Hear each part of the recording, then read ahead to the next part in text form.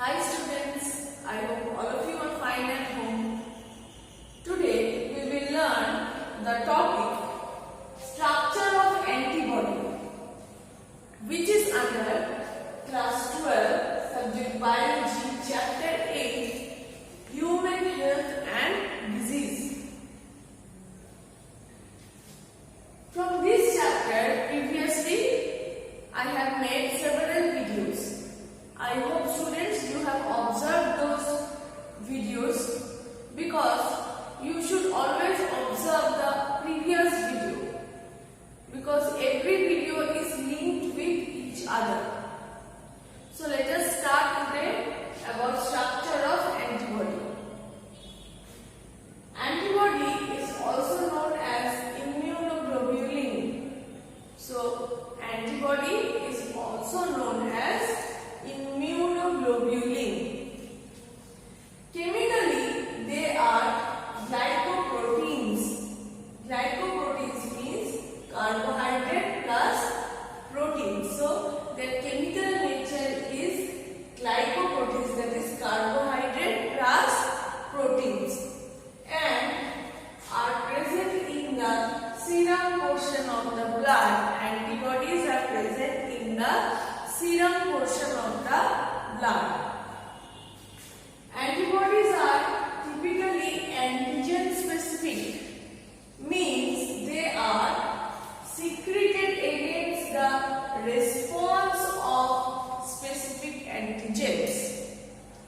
I hope students you already know that antigens are the foreign bodies or the foreign particles which enters our body. So in response to the antigen, antibodies are produced, and antibodies are typically antigen specific, that is they are secreted against the response of a specific antigen.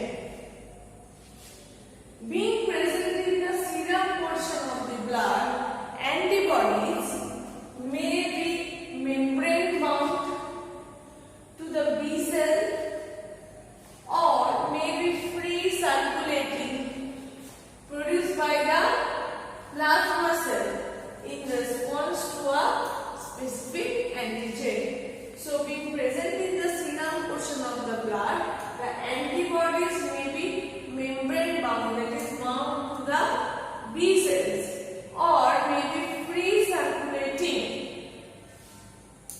produced by the plasma cell in response to a specific antigen.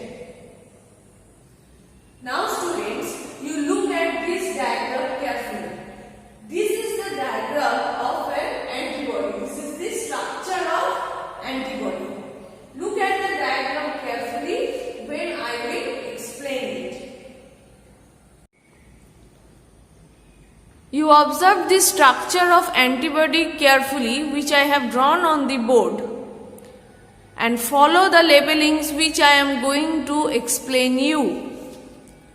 All antibody has an amino group and a carboxyl terminus. The amino group you can see it is written as NH3+.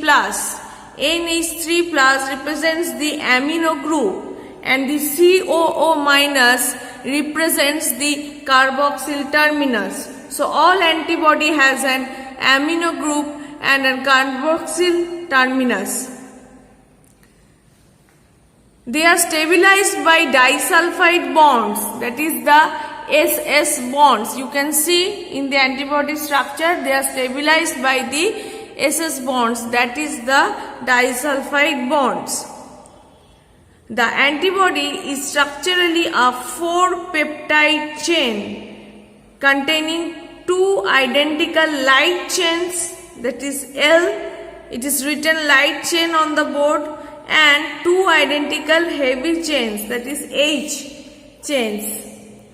So the antibody is structurally, you can see, a 4-peptide chain containing 2 identical light chains. I have marked the light chains and it is abbreviated as L, and 2 identical heavy chains. I have marked the heavy chains and it is abbreviated as capital H.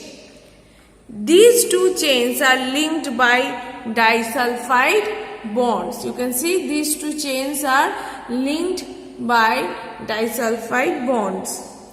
The amino terminus side of heavy and light chain varies greatly among different antibody molecule and confers antigenic specificity. These segments of highly variable segments are known as V region. You can see V, it is written, V means variable. So it is known as V region. VL in case of light chain and VH in case of heavy chain. It is the V region which binds with antigens. You can see in the diagram I have labeled at the V region as antigen binding site. So it is the V region, that is the variable region which binds with antigens. The region towards the carboxyl terminal, that is COO minus end of both light and heavy chain, are known as constant region, which is written as capital C. So capital C stands for constant region. The region towards the carboxyl terminal end of both light and heavy chain are known as constant region, that is C region. Cl in light chain and CH in heavy chain. The sequence of amino acids are constant in this region. Since the sequence of amino acid is constant in this region, they are known as the constant region or C region. The heavy chain consists 3 regions. You can see the heavy chain consists 3 regions, that is CH1, CH2 and CH3. So the heavy chain consists 3 regions, that is CH1, CH2 and CH3. Okay. The antibodies are bound with the B cell membrane at the region called Fc region. You can see I have labeled in the diagram F suffix C region, which is known as Fc stands for, on the left hand side down part of the board I have written that Fc stands for fragment of crystallization.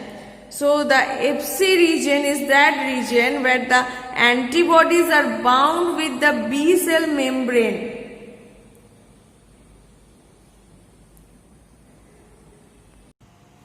Now students, when the antibody molecule is digested with the help of the enzyme pepsin, then we get 2 portions of the antibody. First portion we get, this portion. This is known as the Fab fragment. Fab stands for fragment antigen binding. So when an antibody molecule is digested with the help of the enzyme pepsin, we get 2 portions of the antibody. That is, first one is the Fab fragment and the next part is this Fc region. So that in this Fab fragment, the Fab stands for fragment antigen binding and the Fc region, F suffix C, stands for fragment of crystallization.